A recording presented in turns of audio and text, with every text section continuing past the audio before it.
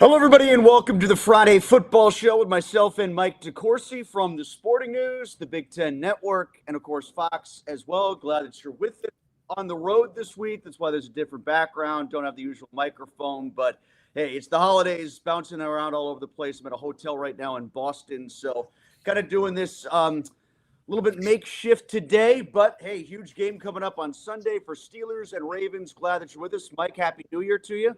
Happy New Year to you, Tim. And I think this would be a lot happier New Year for those who watch this show if the December 28th had gone a little differently. Well, yeah, I think actually it'd be a lot easier to do because we'd be looking at a situation where this game would mean nothing. And honestly, I shouldn't say easier. For content purposes, it's been a much easier week. There's a lot more to talk about. Absolutely. For content purposes, it's been great for the media. For practicality, though, I mean, come on. It would be so much better for the Steelers to have what would go to basically a quasi-bye week, getting ready for whoever they're supposed to play in week one of the playoffs. Absolutely, 100%. And that goes to, my first point that I want to make in our view from Mount Washington, the 30,000-foot big picture view, the state of the Steelers. This is the biggest regular season game the Steelers have played since Christmas 2016, the Immaculate Extension game. And it should have been an exhibition game. It should literally be a slightly more perilous exhibition game because whoever did go out there on Sunday night, and it wouldn't have been on Sunday night, obviously, if it didn't turn out this way, whoever did go out there on Sunday would be placing themselves in jeopardy somewhat of not playing the playoff game as opposed to not playing the opener. But that's exactly what this game should have been. And I sat here last week with you, Tim, and I said, did DK Metcalf cost the Steelers nothing or everything? And we are on the precipice of everything now. The two things that could have gone right for DK, so to speak, well, actually, there were three. One, his suspension could have been reduced. That didn't happen. Two, Baltimore could have gone up to Green Bay and stunk it out. That didn't happen. And three, the Steelers could have gone up and given a reasonable effort on offense and won in Cleveland. And all three of those would have gotten DK off the hook, and none of them happened. And so right now, what he did, who would have thought, Tim, after everything that's happened in the Steelers universe since the day they reported the mini camp back in May, that it would come down to some guy with a blue hair wig on, the Ravens MVP, over the rail and getting swiped at by DK, and that could be the deciding element of an NFL football season. Yeah, I mean, I'm sort of with you on all of that. My big picture view of them is that, Tomlin, if you heard him on his press conference, had to give a real hard sell about the AFC North Championship week. Like when he did his whole, hello, everybody, welcome to the press conference thing. Welcome to AFC North Championship week. That's him playing a psychological game with his players, with his fans, and himself, I think. He is selling this to himself. He is selling this to his players. And I think most of all, he's selling it to the fans so they actually have a home field advantage on Sunday night, as opposed to it being this bubbling cauldron where everybody is chanting to fire him, that's going to boo Renegade and everything else. I think he is trying to subtly build up the importance, build up the fanfare, build up the fan element of this game so that when the Steelers walk out there and the first time Derrick Henry pops off a run that's longer than 4 yards, it isn't panic and 502, if you get my drift. Oh, 100%. I think you're absolutely right. And the reality is that, as he likes to say, the performance is going to dictate. The fans are going to go into this game ready to support because they know what's at stake and they want the team to win and they want the team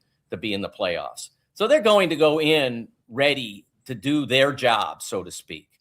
But the performance will dictate how that goes. I mean, they didn't boo Renegade because they were behind, ahead 7-3 at halftime of the Buffalo game. Most of the people at halftime had a reason to feel like that wasn't bad. It was everything that happened in the third quarter that led to that. So the performance itself, he's got to get those guys above the line.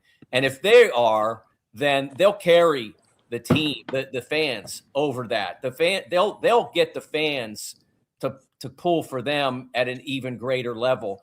If they come out and they do those Buffalo things, those Buffalo third quarter things that happened a month ago or so, then that's when things will start to turn. I'm getting a little echo, Mike. I'm gonna try to unplug my. Actually, it's worse that way, so I'm just gonna leave him back in. I'm hearing you twice. Now that your point isn't twice, you hearing me twice? No, I've got no problem. All right. Well, I'll kind of power through here, but I want to make sure I could actually hear you when you were making your point there. So let's get to our keys to victory. You want to go first offensively, Mike? Yeah. When I look at this, the only element of this game that gives me belief that the Steelers could be successful is the Baltimore pass rush. The Baltimore pass rush is 29th or 30th in the league, depending on how much you want to follow the tiebreaker, so to speak. They are near the very bottom, only 28 sacks on the season. And what we've seen from Aaron Rodgers is that when the pass rush isn't a worry, he's really good.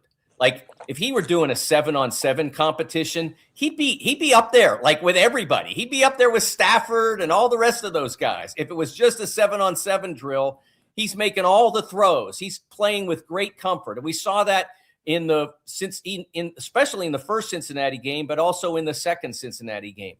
We've seen that down the stretch when they were able to control Aiden Hutchinson pretty well. We saw that up in Detroit. He has been really good in that circumstance. He's been really poor in those circumstances where he felt discomfort. And obviously, no better example of that than up in Cleveland 6 days ago. He was obviously uncomfortable with how much time he was given, with the concern about Myles Garrett coming over the line. And so that's what's got to happen on Sunday night is he's got to have that comfort. Just because their pass rush is poor doesn't mean that you do the adequate job of blocking. This team has mostly done an adequate job blocking, but they have to do that job. And then, of course, the element that we can't predict is they've got to find somebody to throw the football to. Yeah. And there are guys out there, they just don't seem to want to do it. I mean, Freiermuth not getting a target, if I remember correctly, is an actual stat until the final drive. Or maybe he might have had some targets in the 2-minute drill in the first half. But in any case, not getting a target in any of the game plan type situations it was coaching malpractice up in Cleveland. And I don't know who else there is that you say that's our guy. Scotty Miller on third down, fourth down, good for him. I mean, that's really nice. But Scotty Miller on a fourth down go route. I mean, who are we kidding here? Marquez Valdez-Scantling as a primary target on 3 game type situation receptions. I mean, that's not serious. It was not a serious game plan. It was not a serious approach. And that's what was most frustrating for those who watched last Sunday against Cleveland. And they've got to come up with a real answer, not a, well, we tried. Oh, that's who we had out there. That's not good enough because you've got football players out there that can make you better. And they're not going to them in the circumstance where they're the only ones that out there that can make you better. Well, it also fuels, what everybody talks about with Tomlin not having the team ready to play against teams that are of lesser status, that are, like that stat that was being thrown around after the Cleveland defeat, which was that they are now 0 for their last 5 when it comes 0-4-1 in their last 5 when trying to beat teams that have records 8 games below 500 or worse, which is an unbelievable number. And like you said, when you don't have a serious game plan, it sort of connotes to everybody watching that they just kind of rolled the ball out there and thought that matters would take care of themselves against the lowly Browns. And why they keep thinking that way and acting that way when they have won 1 game in Cleveland in the last 8 years is beyond me. No, everybody else can look at the Browns and not take them seriously. The Steelers have to, especially up there. Whenever they Yeah. go up there, it's a different kettle of fish.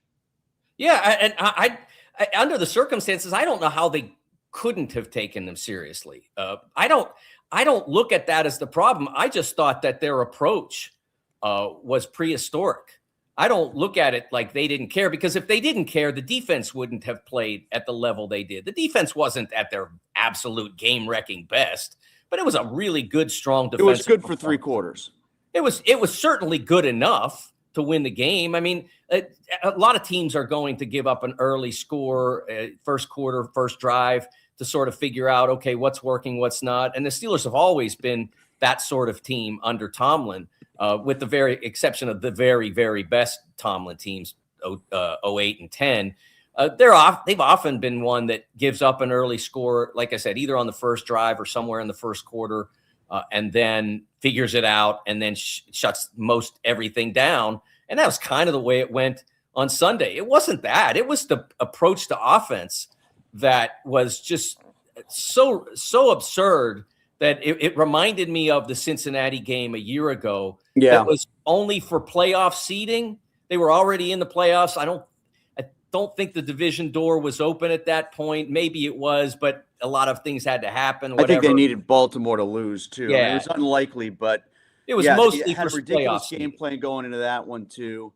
And this was reminiscent of that. My offensive key, you touched on it kind of briefly there when you brought up Freiermuth. That's my offensive key is, look, if you go to what Tomlin said on Tuesday in his press conference when he was discussing how much more zone Baltimore is playing lately, right, he always brings up Freiermuth as quote unquote a zone killer. So you see where I'm going with this, Mike. Both Mikes. If he's a zone killer, then this is the time absolutely to use him against Baltimore if they're playing much more zone than they were the first time you played him. Like, it's playing right into your hands as a reason to use Freiermuth. You have to use Freiermuth because of that. My question to you is that after last week when he talked up Roman Wilson in multiple forums, after he did that, and then he got literally 9 snaps, and like I said, Valdez-Scantling was out there, and they were throwing deep to Adam Thielen, and they were throwing deep to Scotty Miller, and Roman didn't even, barely got a sniff. I literally never saw him on the field. I know he got 9 snaps according to the thing, but I never looked out on the field and saw him. So he might have been out there and just away from the ball. So is he just throwing Muth's name out there as a? Oh, I don't even know that he is. I asked him specifically about it because, he has called Muth a zone killer a million times over. That's always been his sort of way to describe when he uses them, why he uses them. But he had on his own offered up the whole Baltimore plays more zone than they used to. Right. So I was trying to put 2 and 2 together and get 4, Gotcha. And I think they should do exactly that. Oh, maybe I 2 together couldn't and get agree 7 more. for a change instead of 3. That would be nice. Yeah, I mean, use him as you would, in a sense, DK, in that he is a reliable target. When he's open, he catches. And, okay, if they start to shade him more, then maybe you can find some other elements of the passing game, Jonnu or maybe Austin if he's back and playing effectively. But you've got to build the foundation of the passing game around Muth. There's nobody else out there that has earned that. No one else out there that's going to bother Baltimore at that level. My defensive key is, all right, look, I'm sorry. I know this is hard, but you got to stop 2 at once. Yeah. You got to stop a mobile quarterback and still keep a good running back or 2 in check. They failed to do that with Allen and Cook against Buffalo. Fields and Breece Hall way back in week 1, Herbert and Vidal in Los Angeles, and the last time they played against the Ravens when it was either Derrick Henry or Mitchell, the other running back, and Jackson. They got to do better this time. Whether it's going to be Jackson for the whole game or Huntley, it looks like Jackson's going to be the guy to start. He's saying that he's going to start. It's a difficult thing to try to control a running quarterback that has good speed and good quicks or good power like a Josh Allen and a running back too. And the Steelers largely have kept those quarterbacks in check, but the running backs have all gotten loose. All those Yeah. guys that I mentioned. It's kind of like the running quarterback has been a distraction to them when they've Yes. had one on the field, and the really good, in a lot of cases, running back, Brees Hall, Derrick Henry, Keaton Mitchell, who got the big run, but maybe not an elite running back. Kamani Vidal, who's serviceable and good enough. The running quarterback seems to distract them from the job of taking care of the running back. When they've had just one running back, just like go get the Right. running back and not have to worry about it. Jonathan Taylor, Josh Jacobs, DeAndre Swift. They've done a really good job, actually. Like, for as much as we kill the run defense, when it's been one single task-oriented goal, stop that guy, they've largely stopped him. Yeah. But the prime example being Jonathan Taylor in the Colts game that started their downward slide and kept the Steelers' season alive. However, you just have to do it. There's no way around it. If Jackson's going to play, you got to stop Jackson and not let Henry kill you. I will 100% agree with that whole idea. The one area where I will say that that I would maybe twist it, maybe color it a little bit, is in the first Baltimore game.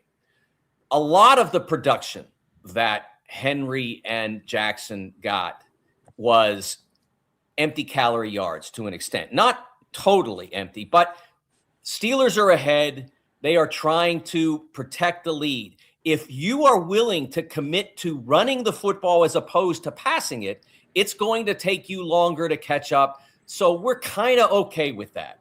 It's the same as playing somewhat. I mean, they were playing softer just to prevent the long passes and that sort of thing. So there was more room for Baltimore to run. And Baltimore consented to say, okay, we're going to get back into this doing what we do best, which is run the football. And you're not stopping it very well. So a lot of those yards that look bad on the stat sheet didn't help Baltimore win the game because they didn't win the game. Would it be now? All that said, they're probably going to have to do exactly what you said because of the idea of the Steelers scoring. I think 29 points was the number in the first win, 29 or 27. The number that they scored in the first one, I don't see them getting to that with what they have offensively now with DK missing. So they're going to have to do more of what you said, which is find a way to control both of those elements of the game at the same time. What's your defensive key? Yeah, for me, again, you just have to stop. You know, it somewhat is similar to yours. Derrick Henry, like I said, in the last game, he had 94 yards on 25 carries. That adds to a pretty big rushing total by the team. It looks bad on the stat sheet, but it didn't matter. I mean, if you can have him average less than 4 yards a carry again, I mean, sign up for that right now. And I think that I think they have the ability to do that. It obviously somewhat depends on who plays quarterback and how they play. I mean, we've seen what Huntley has done, and we have seen Jackson through most of this year be relatively ineffective, not totally ineffective, but on the Lamar Jackson scale, he's been really ineffective. He played at an MVP level for most of the previous 3-4 years. He's not been anywhere near that. So I look at it and say, if you control Henry, and he's going to get a lot of carries, he's probably going to get a fair number of yards. But if you can keep him to that ballpark, 3.5, 3.8, something like that, I think that you're at least in the picture to win the game. Well, my bonus key is sort of a reminder to Steelers fans, based on how things went in Baltimore the first time, based on how things went in Detroit. What happened against the Browns is what happens when you don't get all the big calls, okay? I know you're not happy about the Cam Hayward hit that resulted in a flag. I thought that was a crappy call, too. I thought it was pass interference on Ward on the last play. I thought it should have been flagged as well. But you're not going to get every call, particularly when you throw the ball to the same guy 3 times in a row in the end zone, and none of them are particularly wide open or easy plays to make. You're not going to get the benefit of the doubt on that call. It's sort of like complaining about not getting a 5th power play in the 3rd period of a hockey game when you've gotten 4 already and you've gone 0 for 4 and the crowd's just yelling shoot the whole time. Like, the refs just aren't going to give you the benefit of the doubt.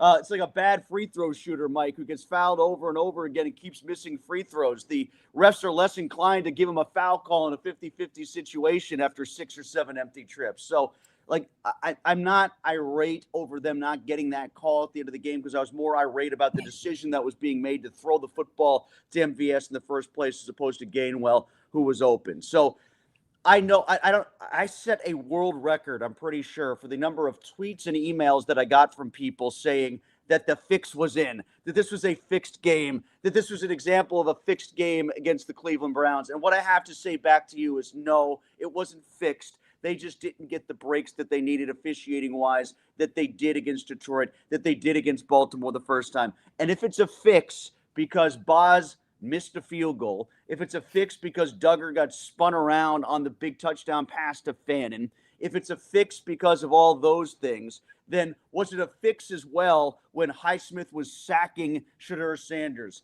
Maybe it was a fix because Herbig dropped the ball, right? Well, was it a fix like when Duggar caught his interception as opposed to when he got spun around? Like, tell me where the fix is and who is in on it, because everybody likes to say that and point to specific examples, but you can always counter it with who's playing on the other side and, like, when those same players did something good in the game, which was easy to identify in this case. Yeah, I just don't understand why people do this. Look, if you believe that, why do you watch? I don't know. I guess maybe the same people watch wrestling. I don't know. And I don't mean collegiate wrestling, obviously. I have no time for that. Do refs sometimes, especially in basketball, get influenced by home crowds? Yeah, I've been covering basketball for too long. Do I really think they're worried about the dog pound coming over the railing? Because if they call PI there, Cleveland will go 3-12 and maybe have a better pick. No, I don't think they care. But sometimes refs don't do a good job. As a matter of fact, a lot of times refs don't do a good job.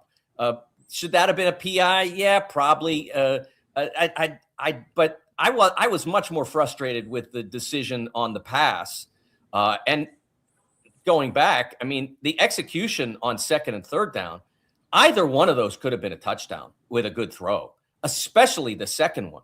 If he throws back shoulder, why would he throw inside when that's where Ward was on both plays? Ward played Valdez-Scantling to the inside on both of those, and that's where Rodgers threw the football. If he throws to the outside on one of those two, then he might have realized, you know what? And if it didn't turn into a touchdown, he might have realized, hey, maybe I don't throw to the guy with the throw the ball to the guy whose hands kept him out of the league much of this year. Yeah. Against the Pro Bowl corner. You have to do better than that. Yeah. What's yours? What's your bonus key? Yeah, TJ. It's that simple. TJ Watt, his return, what could it mean? I think that one of the things that's interesting about the idea of his return is that he often gets down the line against Baltimore. When Baltimore's running the football, he gets down the line a lot. What he often does as well is zero in on the guy who doesn't have the ball. That's not winning this game. It didn't win in Baltimore last year in the playoff game. He hit the wrong guy, and that may have been the way it was designed, but he hit the guy without the football so many times, so hard. I was shocked that player, in that case Henry, but in some cases Lamar, I was shocked that player finished the game. But if he plays, how does he play? And what does it mean to the team? That's, to me, the bonus is if you get back some version of vintage TJ, maybe he's a game changer in this game. Yeah, I feel a lot of that. And I do think that his absence has been minimized this year in part because they weren't as reliant on him making every big play to win games as has been the case in years past. So that part of the calculus wasn't as noticeable by his absence. And on top of that, Highsmith, since he's come back from his injury, has been quite good. Sawyer's been pretty good. Herbig hasn't been as good coming back from his injury. So that's kind of maximized things on the other side. But I still think the outside linebacker play and the fact that they haven't been as reliant on sacks to get off the field or create turnovers strictly coming from Watt has kind of mitigated his absence some. And I don't think that you can pin the Browns' loss on TJ being out, or frankly, any other game where they have lost, you could look at it and say it was a Watt-dependent thing because he wasn't there. Say, like, for instance, when they were 2-6 to start that one year where he was out with the pec injury. It's not been as much about TJ, but this game and the outside linebackers, Highsmith especially, yeah, I think this is really dependent on how those guys play, set the edge, and pen Henry back in between the tackles, which, by the way, segues quite nicely into our on the other sideline. This is where we look at the opposing teams for the Steelers and a theme to preview this week's game from their point of view. And I'll stay right there on that track. John Harbaugh has to stay within the same principles of leaning on Henry, regardless of how healthy Lamar Jackson is or isn't. And there was a great deal of dialogue this week in Pittsburgh. I don't know if it got as much attention in Baltimore as it did here even, but Mike, you heard it, I'm sure, on Sports Talk Radio, read it in columns and read it online. Like, are the Steelers better served if a less than 100% Lamar does play, because then he's playing not at top capacity, and maybe because it's just him that's out there, John Harbaugh falls into his ways that he was at times against the Steelers and many times this year just not giving it to Henry enough. I could see that. I see the reason why people build that argument. I still would prefer to not have Jackson in there because he's the better player. He's the better quarterback. But I do get the psychological belief of, well, you know what? John Harbaugh has had a tendency to do this before, to get away from Henry because he sees Jackson out there and he wants him to throw more. He wants Jackson to run more, and bad things happen against Pittsburgh. It's true. A lot of them because of TJ Watt over the years, to go back to your previous point.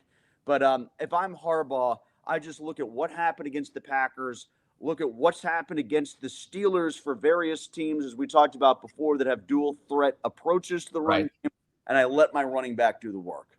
It's interesting that you bring up the Huntley question, because that is my element of on the other sideline. And I think it's an interesting discussion because if you're the Ravens, first of all, you have seen what Lamar is during his injury period, his compromised period.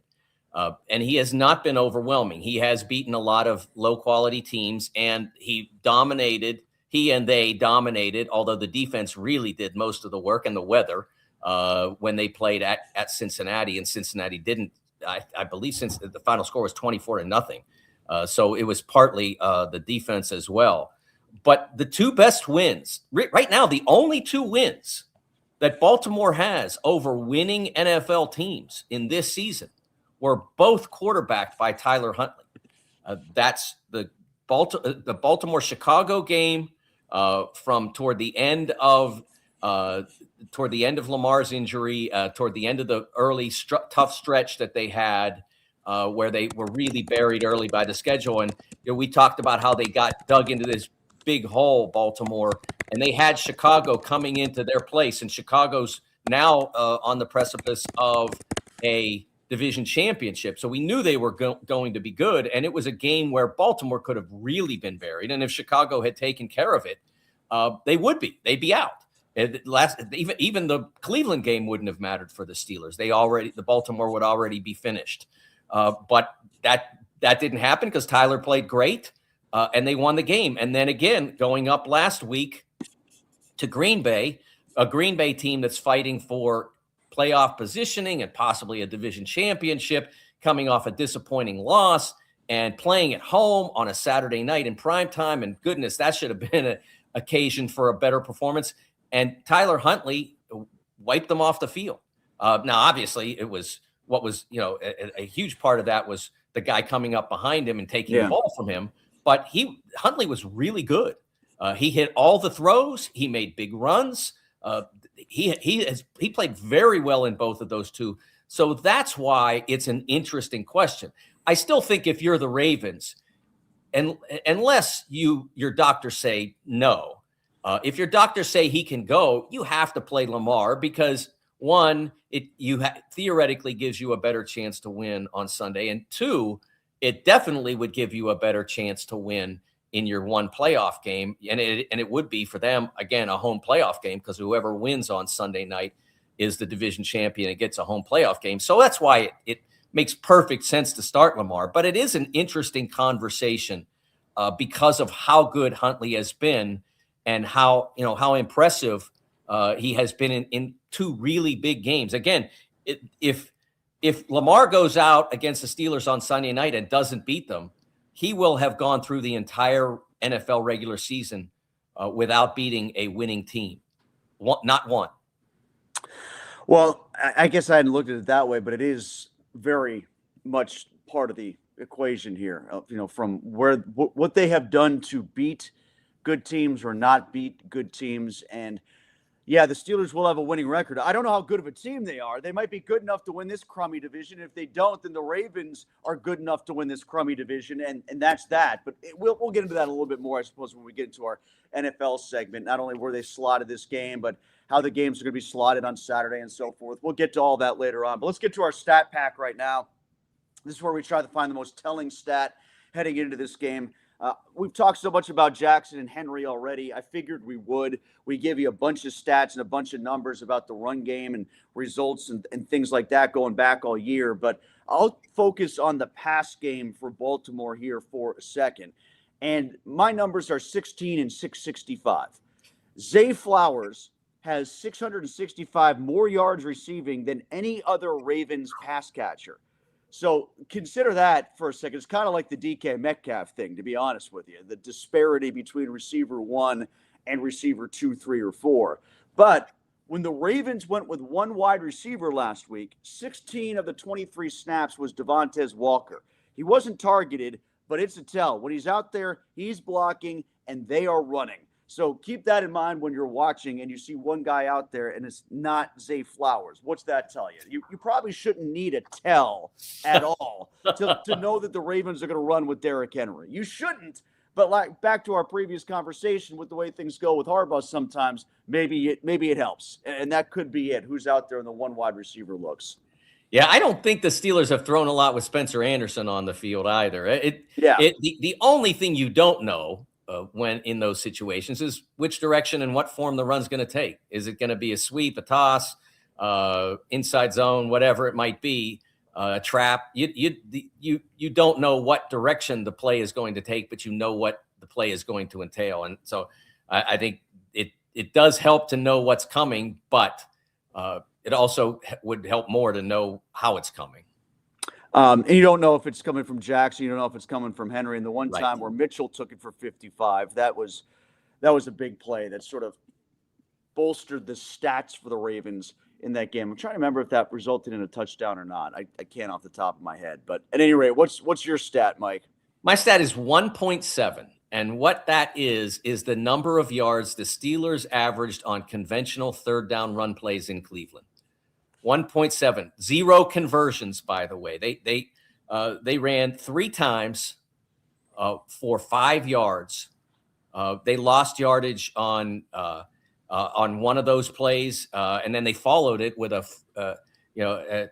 they lost yards on the second down play. This is the one everybody focused on, and I have focused on. I mentioned it early, the Scotty Miller throw on 4th and 1. And I was with my brother last night, and he said that was the worst call the Steelers have had. The 4th down and 1 go route to Scotty Miller was the worst call they've had all year, or the worst call that he can remember, or whatever. I said it wasn't even the worst call in that game. It was really bad. But the worst call in that game was 6 and change left, 6:21 remaining in a game to clinch a playoff spot, immediately after Jaylen Warren had run for -1 yard. So now it's 3rd and 4, and they run the ball again. They're down at 4 points. They need a touchdown. They need to possess the football, and they run it on 3rd and 4. What about that game had said, oh, yeah, that's going to work? Nothing. No, absolutely nothing. And in that situation, Mike, if punting is even an option, then you throw the ball there. Absolutely. And they ended up punting the ball, and I think they might have thought, well, we'll just get part of the way there. But they had lost yards on the previous run. So why would you assume that you're going to gain yards there? And they lost 2, and they wound up in a 3rd and 6. And now going forward on 4th down doesn't make any sense, and they wind up having to punt. And you saw what ended up happening as a result.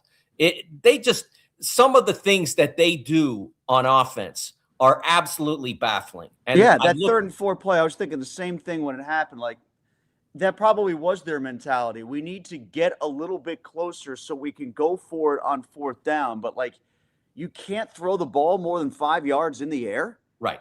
Or right. you can't design something if you're a famous 3rd and short of the sticks passing offense that allows the guy to catch the ball and run 1 more yard after you get 3 air yards. I mean, yeah. It is so self-defeating sometimes the way they approach offense. It is absolutely. They lead the world in give-up plays. Yeah. Teams convert 3rd and 12, 3rd and 14 against them all the time because that's how because of their zone, and it's happened. It's not like, oh, they're batting great averages against it, but it happens in nearly every game. But how many times have you seen the Steelers convert 3rd and 14? It's very rare. And usually when it happens, it's, oh, they threw the ball to Gainwell short of the sticks, and then he happened to dash it off. Or Darnell Washington ran over 17 guys before he broke his arm back in the prime Darnell Washington days. And that's how they converted. But conversions at the sticks, by hitting a tight end over the middle or somebody on an in route or something like that, doesn't happen. And that was the running equivalent of that. They had a chance to control that football down and score a touchdown and go ahead and score. And if they had done that, Tim, I'm telling you right now, that defense doesn't let Cleveland move the ball. With a lead in that situation, they'd have shut it down. That they were playing well enough at that point that they'd have shut it down. But instead, they run that silly play to Gainwell.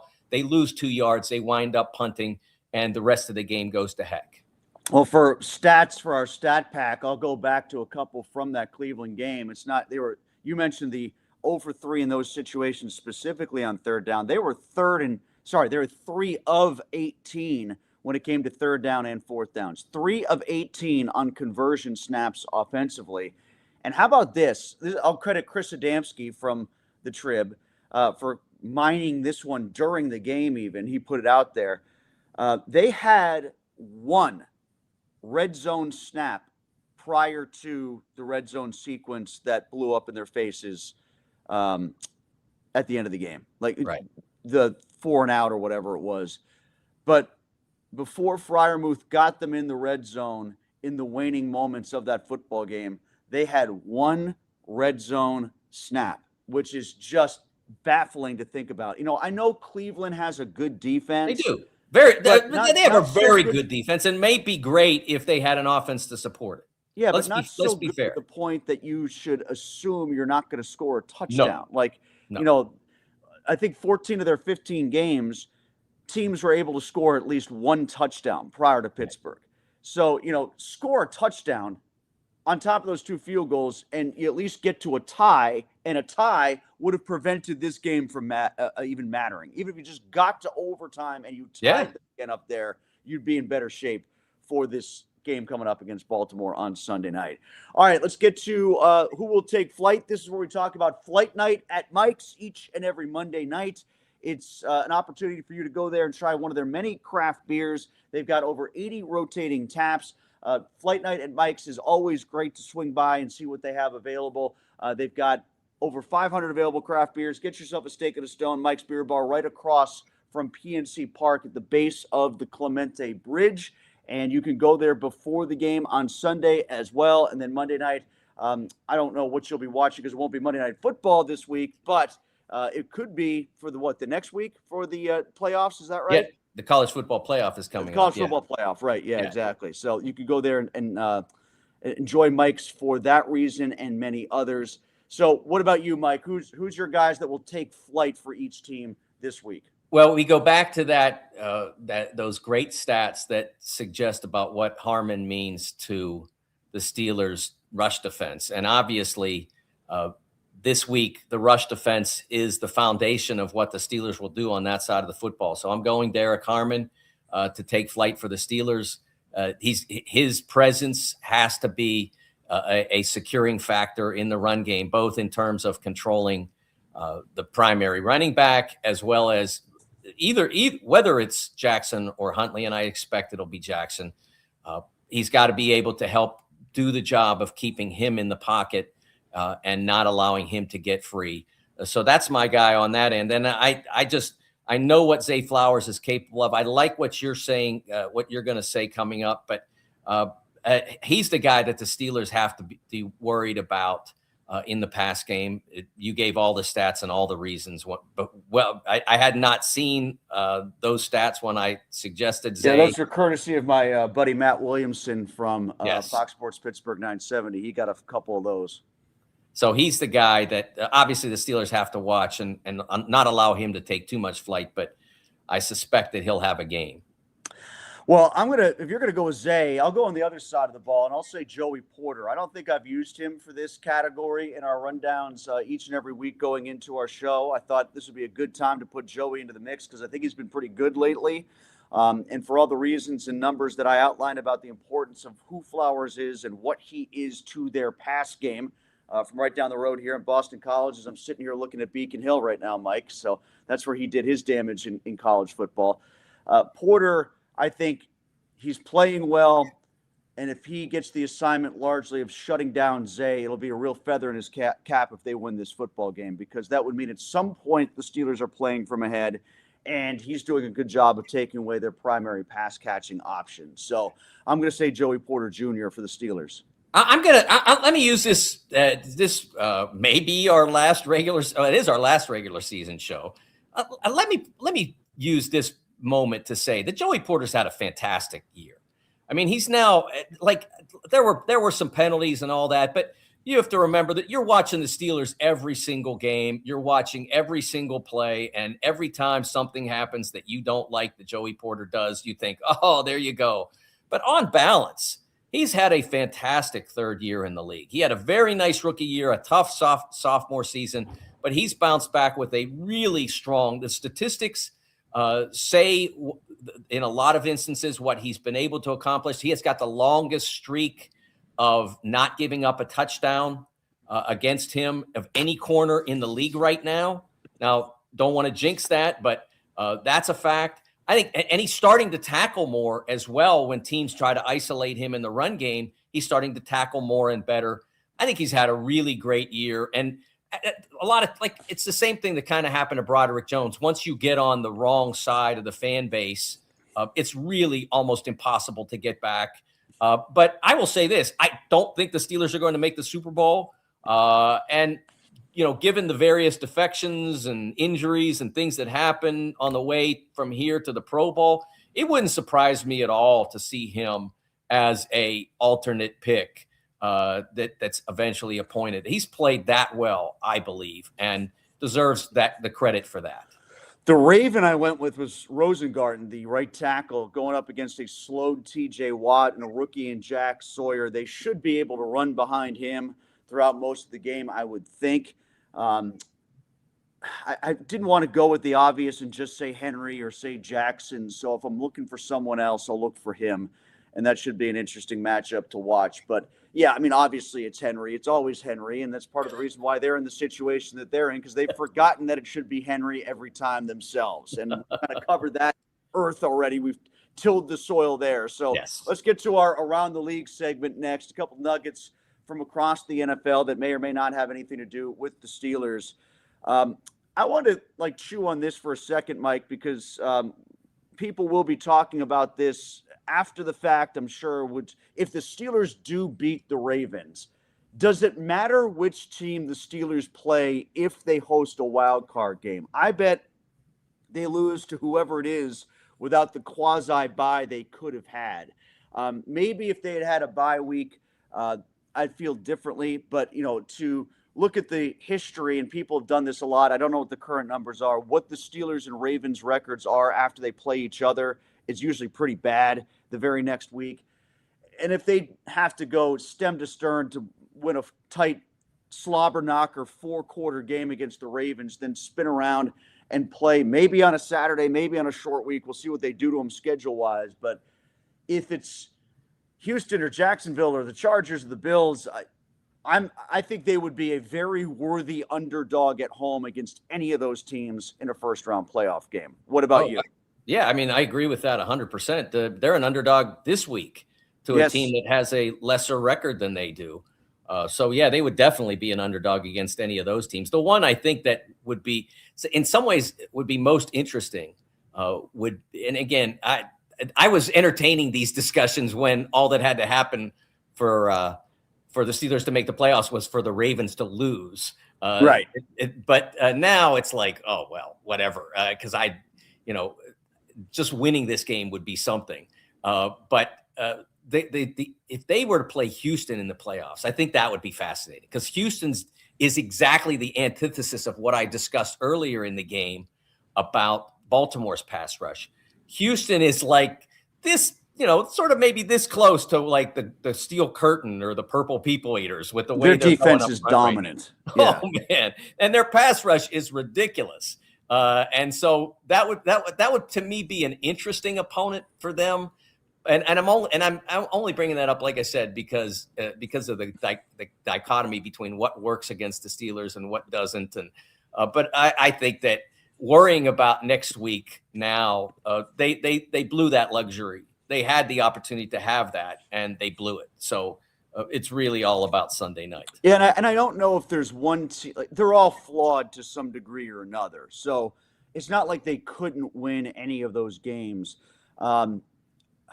I guess I would say the Chargers, just because of the Herbert and the playoffs factor, and I think a Harbaugh can blow a game just as easily as they could win a game. It's part of the reason people have faith in this game that John Harbaugh is going to do something stupid when he sees Mike Tomlin on the other side of the line of scrimmage. I think there's something to that. Let's see about Jim Harbaugh, who was close but no cigar as a player here in Pittsburgh back in 1995, 30 years ago. We all remember that. Did you see that thing, by the way, that the NFL was putting out there? I think it's just for giggles. Basically, it looked like they had canned interviews with every head coach, and they asked the head coach who currently among NFL head coaches actually has more rushing yards than Bo Jackson. And even John Harbaugh couldn't come up with the answer, being Jim Harbaugh. That's great. I had not seen it. It was pretty funny. It was wonderful. A pretty funny bit. And John handled it pretty well. I mean, like, he was laughing at himself. It was a funny bit. But, yeah, I think probably the Chargers is the answer there, because their offensive line is an issue. Right. And, the West Coast team coming to Pittsburgh, maybe this time if the Chargers were to come in a playoff game, it won't be 60 degrees like it was in 1994 to make them feel at home. For that. But I guess that would be my answer to my own question. What about you? What other league stuff? I'll say one thing about the NFC too. Boy, the Rams defense is becoming an issue, don't you think? Yeah, absolutely. Really struggled against Chicago on Monday night. That it is a problem. There's no doubt. The teams have moved the ball on them. They're going to have an issue in the playoffs, and we're looking now, and that sort of connects to what mine is that people are talking a lot about Matthew Stafford as an MVP, and his stats are glittering and all that, but in part because of what you talked about, and it's no fault of his own, but that's part of football, right? I mean, they're probably going to finish third in their own division, and you're going to have an MVP from a team that finished third out of 4 teams in their division. Why not Sam Darnold? I mean, it doesn't have to be. Why not Sam Darnold? Going back to March when the Steelers are looking for a quarterback. Why not? Yeah, I mean, I think we're seeing somewhat why teams were skeptical of him as, okay, I'm going to invest my future in him. I think we're seeing somewhat why they did that. I'm not going to say it's the right call, because the Steelers would be a better football team right now if they'd hired Sam Darnold, and would be a better football team next year for sure.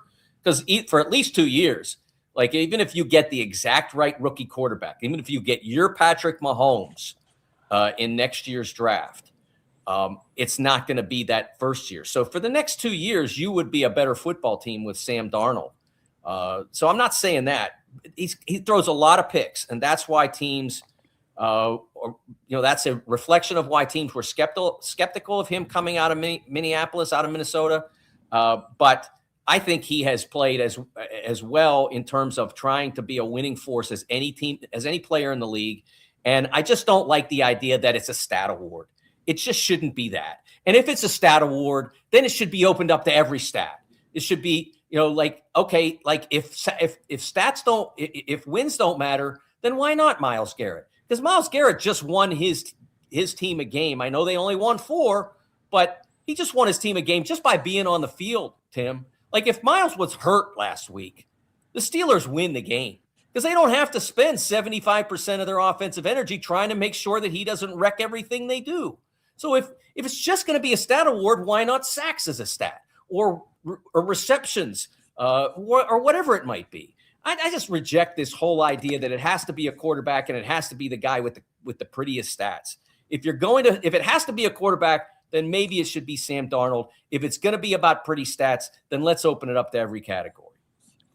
Well, let's get right now to our comments from today. And see, Mike, I didn't build a straw man on this.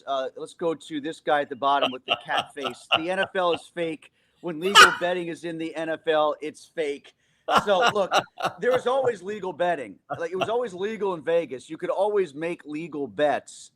So it's just that they are in bed with the gambling outlets now, and they are sponsors of the league. Yes. And corporate partners of the league. But if you're saying it's fake, again, I will say to you, if it's staged, why was Kyle Duggar faking it, and why was it part of the work when he screwed up the interception he could have had on Harold Fannin, and then he decided to intercept the ball later in the game when Shedeur threw it like, a can of corn?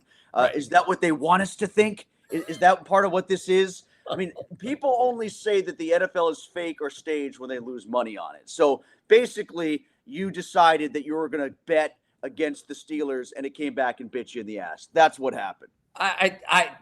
Do people understand how much choreography would have to happen? Yeah, like look at Jay Glazer last week. They got this one stupid incident with the fan in Detroit, and he's able to, within 2 weeks, procure this entire back and forth between Seattle and Detroit and the NFL about this guy. Like, you don't think there's one guy? First of all, there's so many gambling outlets out there. This could be like the South Park episode with the kids trying to lose baseball on purpose. Like, whose master are you serving here? Like, they could all be trying to fix it for different people. It's not one the fix is in. This isn't just the Chicago Black Sox against the Reds back in 1919. Like, there are multiple forces at work here. Well, Mike Tomlin has an 8-figure job to win football games. And he's going to risk that by trying to manipulate things or he's going to go along with the manipulation that would be against him so that eventually he might not have an 8-figure job. All this stuff is nonsense. And why do people even do that? I don't know. Maybe it's just to make themselves feel better.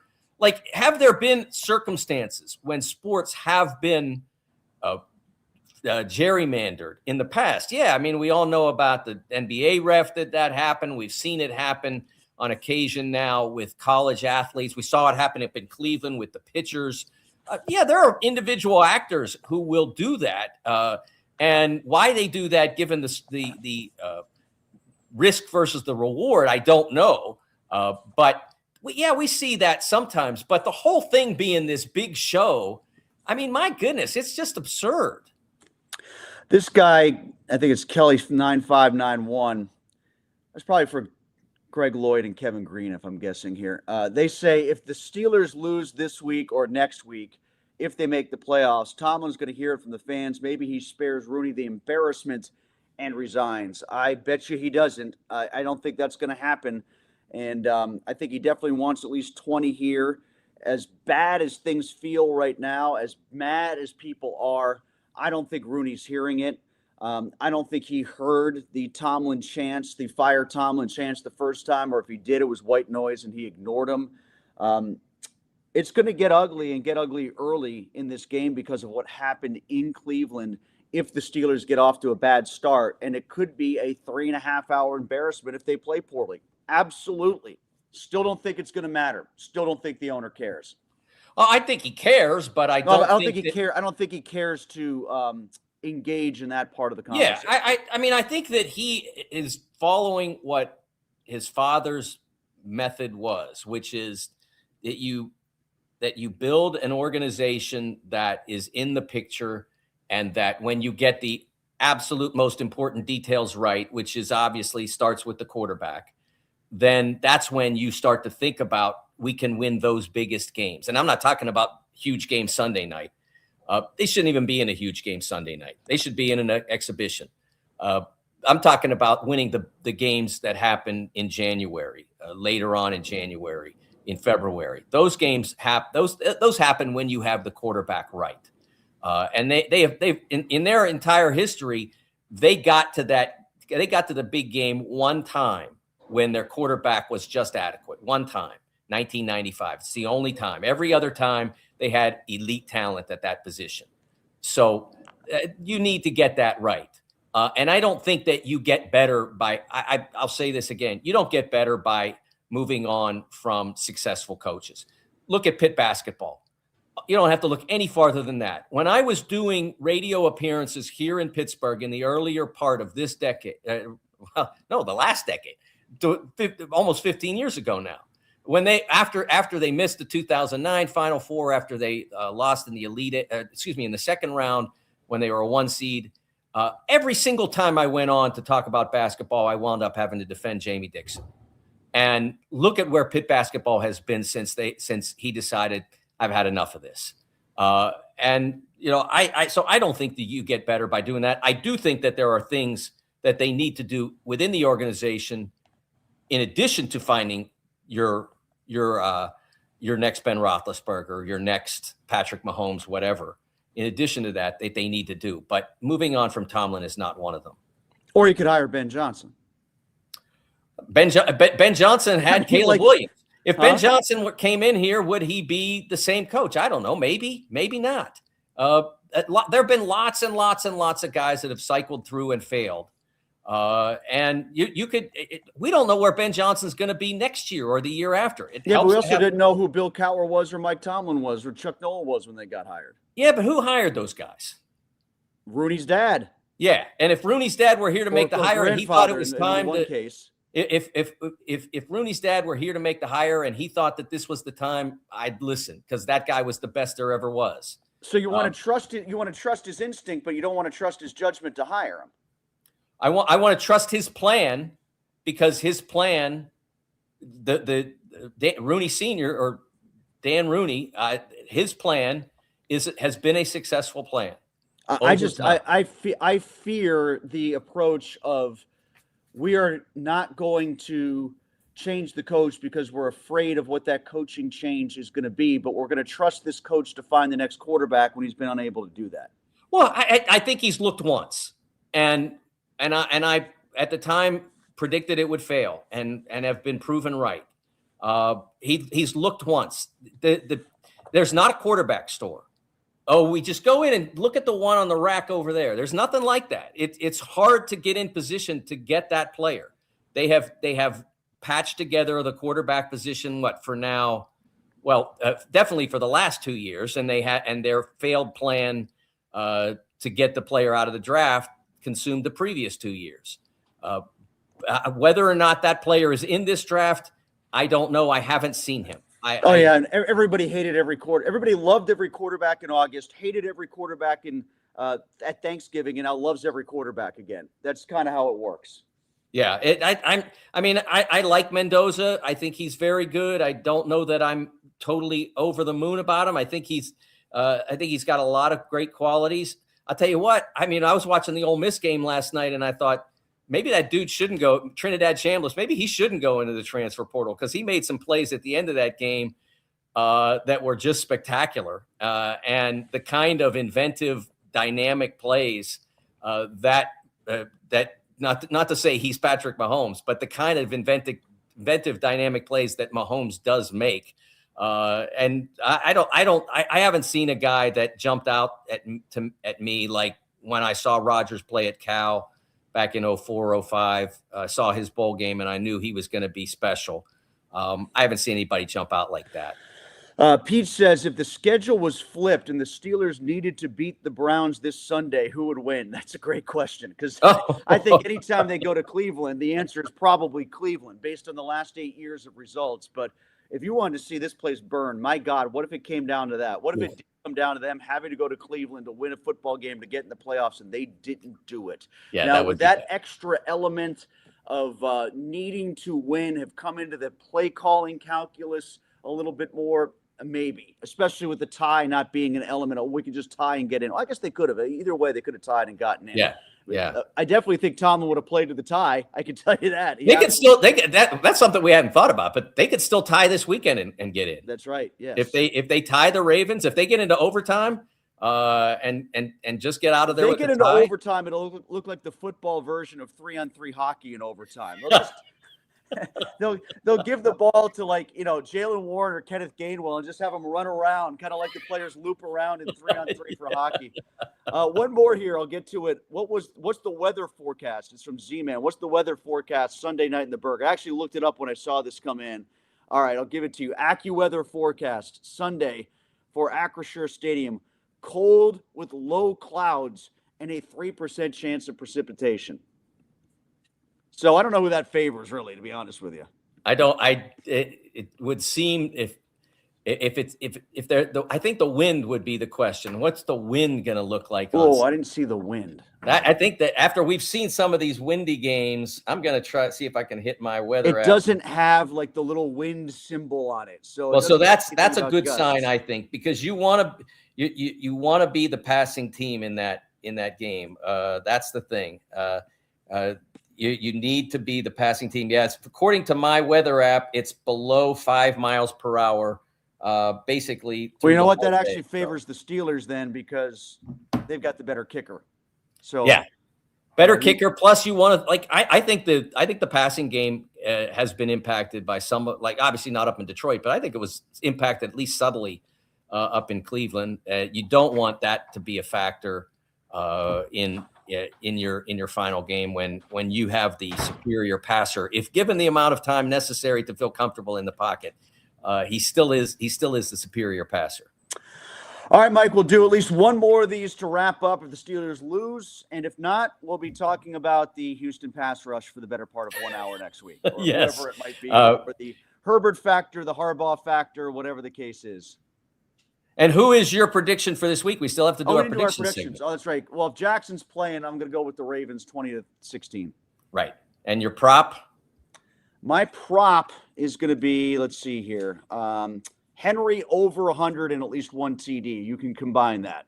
Okay, well, package that.